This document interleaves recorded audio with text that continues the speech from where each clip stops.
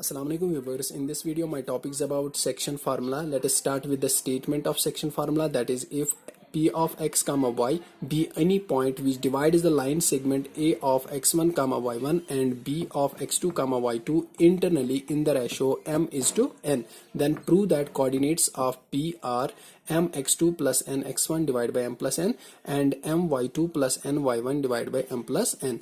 यानी इस section formula में आपको इस p के जो कोऑर्डिनेट्स है मीन्स इसका x कोऑर्डिनेट और y कोऑर्डिनेट वो दिखाना होता है, वो इसके और इसके बराबर है। मीन्स x जो है that is m x2 plus n x1 divide by m plus n के बराबर है और इसका जो y कोऑर्डिनेट यानी p का जो y कोऑर्डिनेट है वो इसके बराबर है m y2 plus n y1 divide by m plus n। इसके लिए हम एक रफ स्केच ड्रा करते हैं। यहाँ पर मैंने पॉइंट a लिया जिसके कोऑर्डिनेट्स दिए हैं x1 y1 और यहाँ पर मैंने पॉइंट b लिया जिसके कोऑर्डिनेट्स आपको x2 और y2 दिया है। फिर हम इस a को b के साथ में मिलाएंगे, जो इसकी ये जो लाइन सेगमेंट बनेगी इस पर हम और एक पॉइंट लेंगे जिसका मैं नाम रखूंगा p और उसके कोऑर्डिनेट्स में रखूंगा x कामा y, जो इस ए बी लाइन सेगमेंट को m is to n ratio में डिवाइड करेगा। प्रूव करने के लिए हम इसमें कंस्ट्रक्शन करेंगे। यहाँ पर हम AC PD और BE जो है परपेंडिकुलर ड्रा करेंगे OX पर। AC हम परपेंडिकुलर ड्रा करेंगे OX पर, PD भी हम एक परपेंडिकुलर ड्रा करेंगे OX पर और BE भी हम परपेंडिकुलर ड्रा करेंगे OX पर। इसके अलावा हम AF परपेंडिकुलर ड्रा करेंगे PD पर और PG परपेंडिकुलर ड्रा करेंगे BE पर। यानी AF जो है हम परपेंडिकुलर ड्रा करेंगे PD पर और ये जो PG है ये हमने परपेंडिकुलर ड्रा किया BE पर। अब हम दो ट्रायंगल्स लेंगे, triangle AFP and triangle PGB। इन दो ट्रायंगल्स को हम जो है यहाँ सिमिलर दिखाएंगे। इसमें angle AFP means this angle F that is equal to PGB means this angle, as AF is perpendicular upon PD and PG is perpendicular upon B, so these are equal to 90 degree.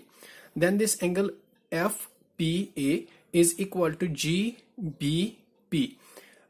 These are corresponding angles, as this line is parallel to this line and this acts as a transversal. Therefore, triangle AFP is similar with the triangle PGB by AA similarity criterion। यानी ये दो जो triangles है इस वजह से ये दो सिमिलर हो गए। तो फिर हम जानते हैं जो इनके कॉरस्पॉन्डिंग साइड्स का रेशो बनेगा means AF divide by PG और इसी तरीके से PF डिवाइड बाई PG और इसी तरीके से ये जो साइड है AP डिवाइड बाई PB, इनका जो रेशो है वो इक्वल होगा because ratio of corresponding sides of similar triangles are equal. Therefore this AF divide by PG is equal to FP divide by BG is equal to M by N because this length is equal to M and this length is equal to N. So AP by PB is equal to M by N.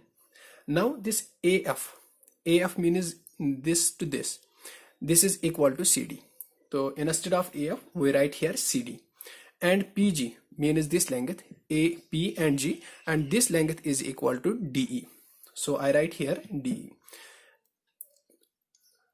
Also FP means this length, this is equal to PD minus FD.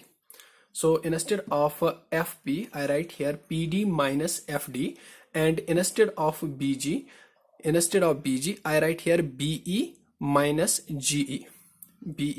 GE, and this is equal to M by N.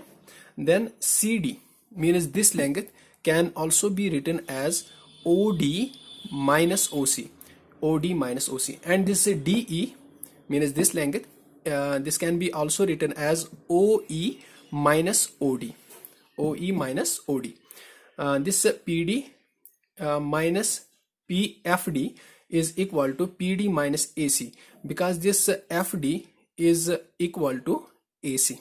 So instead of FD I write here AC, and instead of this EG I write here PD because this PD is equal to GE and this is equal to M by N. Then this OD means this to this means abscissa, that is X coordinate of this point, and that is here equal to X. So I write instead of OD I write here X, and minus OC. OC means this to this, means it is the abscissa of this point, means it is the distance. OC is the distance of this point from y-axis, and that is x1, means abscissa. So I write here x1. In a OE means this to this.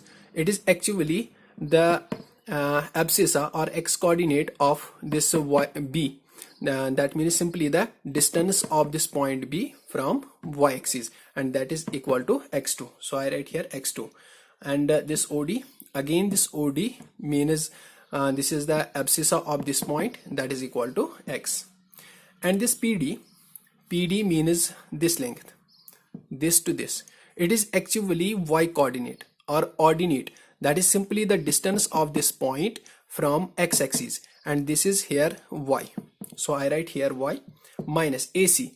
AC is actually the ordinate or y coordinate of this point, means this to this, it is equal to y1. Then this BE means this length. This is actually the ordinate of this point, that is y2. So I write here y2. And minus PD means this length. It is actually the ordinate or y coordinate of this point, that is y, and that is equal to m by n. इसको हम equation first consider करेंगे, और फिर इस equation में हम ये जो पहला रेशो है ये हम इस लास्ट रेशो के बराबर लिखेंगे, और इसमें जो दूसरा रेशो है वो हम इस लास्ट रेशो के बराबर लिखेंगे. Means x minus x1 divide by x2 minus x जो है वो मैं बराबर लिखूंगा m बाई n, और इसमें जो ये वाला दूसरा रेशो है that is y minus y1 divide by y2 minus y, वो भी मैं m बाई n के ही बराबर लिखूंगा. ठीक है, तो इसमें हम क्रॉस मल्टीप्लीकेशन करेंगे, जिसमें मैं n को इसके साथ मल्टीप्लाई करूंगा और m को जो है इस वैल्यू के साथ मल्टीप्लाई करूंगा. So by cross multiplication n times x minus x1 and it is equal to m times x2 minus x. ठीक है, तो n से मल्टीप्लाई दोनों को करेंगे तो it is n times x minus n times x1. इसी तरीके से m से मल्टीप्लाई करेंगे तो m times x2 minus m times x. इसमें जो x के वैल्यूज जो है यहां से और यहां से वो एक ही साइड को लेंगे, और जो बाकी डिफरेंट वैल्यूज है वो दूसरे साइड को लेंगे. मीन्स n टाइम्स x मैं ये यहीं पर रखूंगा, और यहां से हम m टाइम्स x लाएंगे तो वो पॉजिटिव आएगा. ये जो यहां पर ये वाली टर्म है इसको हम यहां शिफ्ट करेंगे तो ये यहां नेगेटिव है, तो यहां पर ये पॉजिटिव आएगी. तो इसके बाद हम यहाँ पर x जो है कॉमन निकालेंगे और ब्रैकेट में n प्लस m रहेगा. इसी तरीके से यहाँ पर आप देखेंगे इसमें कोई भी चीज कॉमन नहीं है, इसलिए m times x2 plus n times x1 ही रहेगा. फिर यहाँ पर ये जो वैल्यू जो मल्टीप्लाई में है इसको हम यहाँ डिवाइड करेंगे, तो इस तरीके से m times x2 plus n times x1 divide by m plus n आएगा. तो यही हमें साबित करना था कि x का जो वैल्यू है that is m times x2 plus n times x1 divide by m plus n है. यानी इसका मतलब ये जो पॉइंट इस AB को डिवाइड कर रहा है इसका जो x कोऑर्डिनेट है वो इसके बराबर है. ठीक है, तो सिमिलरली आप यहां पर भी क्रॉस मल्टीप्लिकेशन करके जो है ये वैल्यू हासिल करेंगे. यानी जिस तरीके से मैंने आपको यहां पर ये x का वैल्यू दिखाया इसी तरीके से आप y का वैल्यू जो है वो इसके बराबर दिखाएंगे. आपको ये पूरा रिजल्ट समझ आया होगा, और उसमें आपको ये भी समझ आया होगा कि x का वैल्यू जो है वो कैसे कैलकुलेट करना है और y का जो वैल्यू है वो कैसे कैलकुलेट करना है. फिर भी मैं आपके लिए एक बार फिर से बता दूं, जो इस पॉइंट का x कोऑर्डिनेट है जो हमने इसके बराबर लिखा, और जो इसका y कोऑर्डिनेट है इस पॉइंट P का वो हमने इसके बराबर लिखा. मगर कैलकुलेट कैसे करेंगे और याद कैसे रखेंगे, मीन जो इसका x कोऑर्डिनेट है इस पॉइंट P का वो बराबर आता है m टाइम्स इस पॉइंट का x coordinate plus n times जो इसका x कोऑर्डिनेट है, और डिवाइड करना है आपको m प्लस n से. एक बार फिर से देखिए, m times x2 means m times x2 plus n times x1 plus n times x1 divide by m plus n. और इसी तरीके से आप इसका y कोऑर्डिनेट कैसे कैलकुलेट करेंगे, means m times y coordinate of this point plus n times y coordinate of this point divide by m plus n. यानी m times this y2 plus n times y1 divide by m plus n. यही मैंने यहाँ पर लिखा. उम्मीद करता हूँ कि आपको ये कैलकुलेट करने जो है अब आ जाएंगे, आपको ये समझ भी आया होगा कि x कैसे कैलकुलेट करना है और y कैसे कैलकुलेट साबित किया। x is equal to m times x2 plus n times x1 divide by m plus n, और y का वैल्यू जो है m times y2 plus n times y1 divide by m plus n है। आप यहाँ पर इसकी रफ फिगर ऐसे भी कभी ले सकते हैं, आप पॉइंट a यहाँ ले लीजिए, b यहाँ पर, तो अगर आपको x कोऑर्डिनेट p का निकालना है तो वो आप जानते हैं that is m times x2 plus n times x1 divide by m plus n। इसी तरीके से आप y कोऑर्डिनेट निकाल सकते हैं m times y2 plus n times y1 divide by m plus n। मगर इसमें हम कुछ केसेस डिस्कस करेंगे। उसमें पहला केस जो है when p is mid point of ab, यानी अगर p इसका मिड पॉइंट है तो फिर वो ab को इक्वल रेशो में डिवाइड करेगा, मींस m और n जो है उस टाइम पर बराबर होंगे। तो यही मैंने यहां लिखा, when p is mid point of ab that is when m is equal to n। तो फिर जब ये m और n का वैल्यू आप रिप्लेस करेंगे इसमें जो गिवन फार्मूला है हमारी, तो x का वैल्यू कुछ इस तरीके से आएगा, x is equal to m times x2, क्योंकि अब n जो है वो m के बराबर है इसलिए मैं यहाँ पर भी m ही लिखूंगा, और divide by m plus n, n की जगह भी यहाँ पर मैं m ही लिखूंगा। इसी तरीके से यहाँ इस फार्मूला में भी मीन्स यहाँ पर भी आप n की जगह जो है आप m लिखेंगे, क्योंकि अगर p मिड पॉइंट होगा ab का तो उस टाइम पर m जो है वो n के बराबर होता है। तो यहाँ पर आएगा m times y2 plus m times y1 divide by m plus m। तो यहां पर जो है m आप ऊपर कॉमन निकाल सकते हैं और नीचे m प्लस m जो है वो 2m आएगा। इसी तरीके से यहां पर आप जो है m कॉमन निकालेंगे और नीचे m प्लस m जो है वो 2m के बराबर आएगा। m और m जो है वो कैंसिल होगा, यहां पर भी m और m कैंसिल होगा, तो आपको x का वैल्यू जो है x1 plus x2 divide by 2 आएगा और y1 plus y2 divide by 2 आएगा। अगर आप चाहें तो x2 plus x1 divide by 2 भी लिख सकते हैं, इसमें कोई फर्क नहीं है, क्योंकि 1 प्लस 2 जो है वो 2 प्लस 1 यानी दैट इज कॉम्यूटेटिव एडिशन जो है वो कॉम्यूटेटिव होता है, मींस a प्लस b जो है वो आप b प्लस a लिख सकते हैं। तो इसीलिए मैंने यहाँ पर x1 plus x2 divide by 2 लिखा, और इसी तरीके से आप y को लिख सकते हैं y1 plus y2 divide by 2। यानी इसमें हमें थोड़ी सी यहाँ पर जो है इस चीज से मदद मिली कि अगर हमें पता चले कि P जो है मिड पॉइंट है इस AB का, यानी P अगर इक्वल रेशो में इस AB को डिवाइड कर रहा है, तो फिर x का कोऑर्डिनेट आप सेक्शन फार्मूला से तो निकाल सकते ही है, मगर उससे आसान तरीका इसमें यह है कि आप x1 को x2 को के साथ ऐड कर दीजिए और फिर उसमें डिवाइड करेंगे 2 से। इसी तरीके से जो इसका y कोऑर्डिनेट है वो आप ऐसे भी निकाल सकते हैं, y1 plus y2 divide by 2। तो ये मैंने यहां पर दिखाया आपको।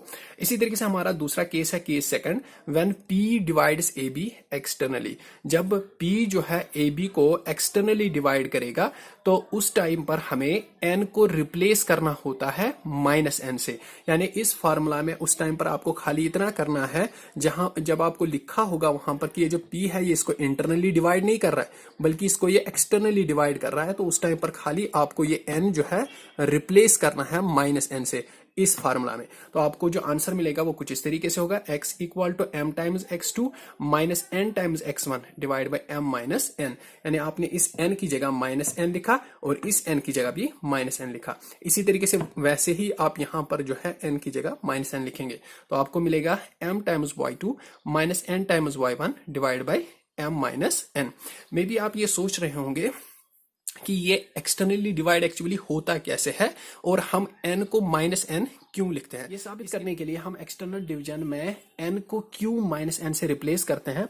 आप इस फिगर को देखिए, यहाँ पर a और b जो है हमारे गिवन पॉइंट्स है और p जो है इस AB लाइन सेगमेंट को डिवाइड कर रहा है m is to n ratio में। सपोज अगर मैं कहूं कि पहले हम मूव करेंगे A टू P और फिर जाएंगे P टू B, आप यहां पर देखेंगे डायरेक्शन सेम ही है, तो मीन्स लेफ्ट टू राइट है। हम सपोज इस डायरेक्शन को मानेंगे पॉजिटिव, ठीक है। अब अगर आप यहां पर देखेंगे इस A को हम फिक्स रखेंगे और B को भी हम फिक्स रखेंगे, ठीक है, और इस P को जो है हम सपोज ऊपर खींचेंगे, वो कुछ इस तरीके से दिखेगा, मीन्स अभी भी सेम डायरेक्शन ही है। अब अगर इस तरीके से हम इस P को बाहर निकालेंगे, ठीक है, तो फिर यहां पर आपको लग रहा होगा अभी जो डायरेक्शन है वो है लेफ्ट टू राइट। यहां देखिए अभी है डायरेक्शन लेफ्ट टू राइट, यहां पर भी जो डायरेक्शन है वो है लेफ्ट टू राइट, मगर यहां पर इस फिगर में देखिए यहाँ A टू P जो है वो है from left to right means the same direction, but P to B जो है अब हमें डायरेक्शन जो है डिफरेंट लग रही है, हमें लग रहा है अब राइट टू लेफ्ट जा रहे हैं हम, ठीक है। यहां पर अगर देखेंगे तो यहां तो पूरा क्लियर ही हुआ होगा कि यहां पर जो डायरेक्शन है first it is A to P, ठीक है। और फिर हम जा रहे हैं P to B।